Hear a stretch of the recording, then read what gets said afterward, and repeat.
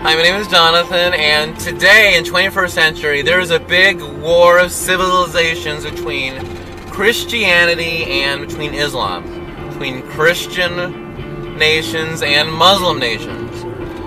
Now, Muslim nations tend to be, in general, the poor nations, where poor people live in Muslim nations. The poor, the oppressed, those who were enslaved by corporate greed. And in Muslim countries, they don't know where their next meal is coming from. And in general, that's what Muslim nations are like. Christian nations are the rich and wealthy nations, and everyone knows where their next meal is coming from, and they have sex outside of marriage, whereas in Muslim countries they practice sexual purity. But in Christian nations, people sleep around and all like that. And it's the wealthy nations. Christian nations are the wealthy, well-off nations. Now I'm going to ask you, in light of Muslim nations being the poor nations and Christian nations being the wealthy nations.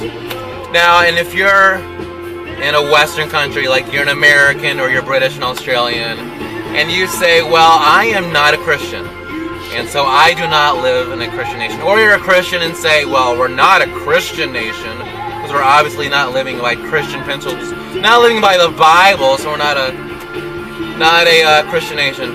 Well, I challenge you to figure this out for yourself. Drive through your town. If you see steeples, you live in a Christian nation. If you see minarets, you live in a Muslim nation. It's not too hard to figure out whether you're a Christian nation or a Muslim nation. Now, Jesus Christ loves everybody. I can tell you that for a fact. Now, who would Jesus support? In this war of civilizations, though Jesus loves everybody, who does Jesus support? Who does Jesus love more?